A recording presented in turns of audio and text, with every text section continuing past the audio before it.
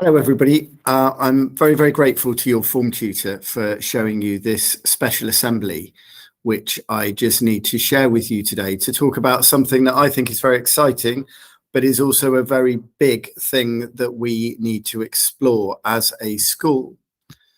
I want to just take you through a little presentation, a special presentation for you about a piece of work that I've been working on for around the last year. It all stemmed from this. It all stemmed from COVID and our understanding that if COVID has taught us one thing, it's that alone is not a nice place to be. And I wonder if you just want to think for a minute about what the advantages are of working in a team. Perhaps the best way to think about that is to imagine doing everything on your own. Would a football match be successful if there was just one of you in each side? Think about the things that you do in school, in your hobbies outside of school. Think about the things you do at home. And why it is that we as human beings tend to coalesce together and tend to work with other people and tend to work in teams for the greatest of effects. Here's us as a school, the LEA, that bubble down in the left-hand corner. That's the local education authority, the county.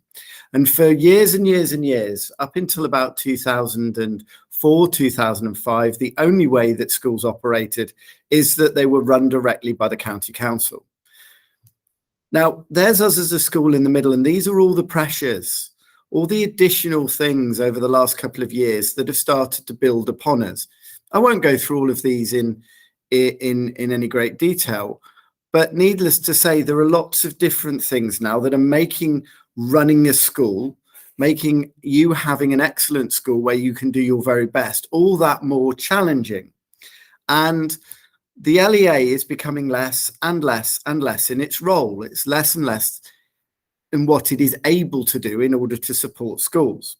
In fact, many schools, 45% of schools in the country and most secondary schools have now converted to become what are known as academies, where they don't work with the LEA in the same way anymore, and they operate in a different way. Of the 90 secondary schools in Hertfordshire, only 11 are like us and still run directly by the county council. By the end of this year, that will probably be 10 or maybe even 9. All the rest have converted to become academies. And because there's such a small number of maintained schools, the sad fact is that the local authority can no longer offer us the best support. And there is better support available elsewhere, but we can't go out and purchase it like the academies can, because if we did so, we'd be paying for it twice.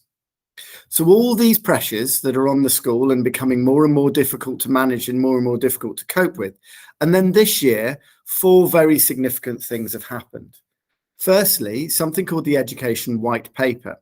This is a piece of legislation going through Parliament. And one of the things that the Education White Paper suggests is that all schools would be better off working with other schools, working in collaboration in strong groups of schools in what are called multi-academy trusts. We also have the SEND Green Paper, which is also a piece of work by government, which is putting much more onus on schools to work together to support students who have special educational needs. Unfortunately, and sadly, I think, there are lots of companies that are trying to make money out of education, that are profiteering, and that are trying to buy their way into a market that previously would have all been run by government funding.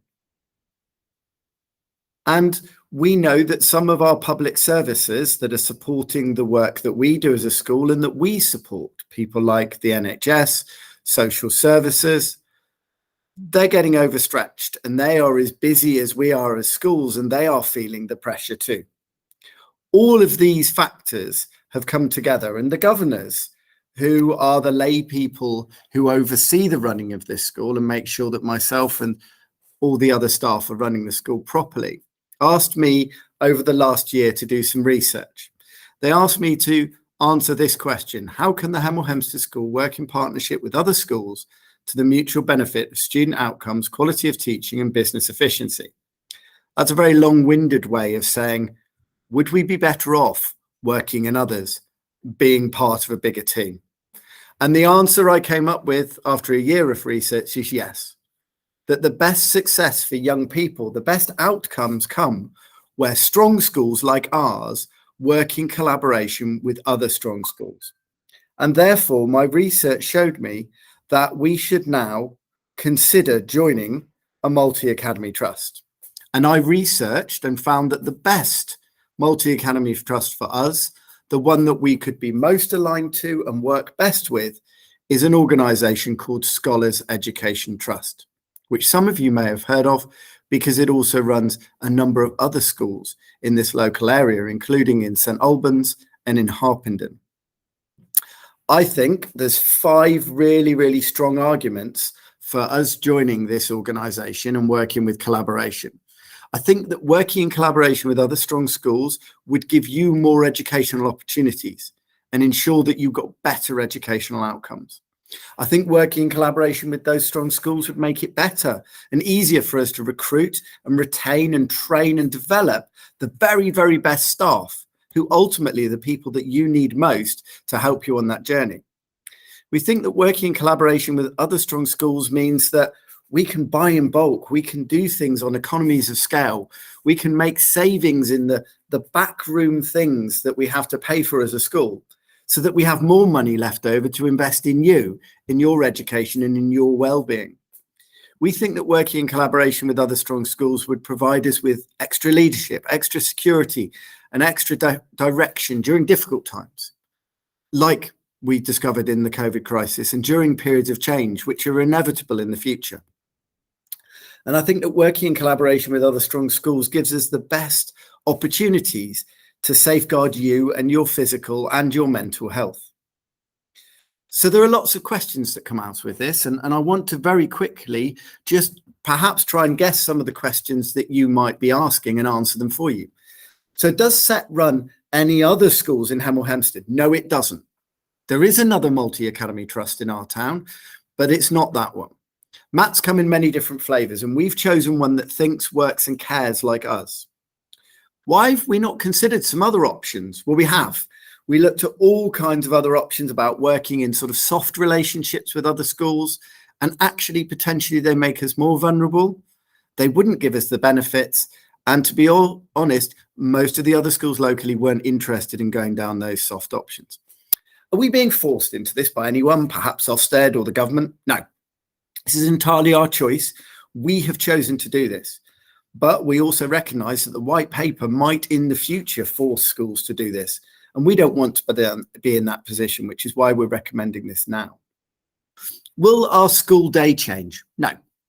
Will we still get our proposed rebuild? Now, some of you might not know about this, but at the moment we're in a process to try and convince the DFE that West Block, our technology blocks and our chemistry block need replacing with brand new buildings. And we're getting really, really close to getting that agreed by the DFE. And if it were, joining SET would have no impact on that. We would still get that project. Will our curriculum change? No, not as a direct result of joining SET, but in collaborating with other people, whether they be part of SET or not, we're always finding new ways of doing things and best practice and good ideas. And so I expect our curriculum to grow over the next couple of years, just as it's grown over the last couple of years. And we've introduced new subjects along the way. Will our exam boards change? No. Will my subject have to go? No, absolutely not. And one of the reasons that we've decided to start this discussion with SET is because they're really committed to a broad curriculum, just like we are. Not all schools have a broad curriculum like we do, and it's something we're very proud of and want to hold on to. Will our school logo, the school name, or the uniform change? No, but we would get a new website, which is good because ours is looking a bit old and untidy. How will you know that myself and the other school leaders are doing the due diligence process properly? Well, the answer is that we're being supported by a group of lawyers called Winkworth Sherwood, and they will externally oversee the process, and via the newsletter and assemblies and things like that, we'll keep you informed of what that process is discovering and what we're finding out. We haven't decided to join SET.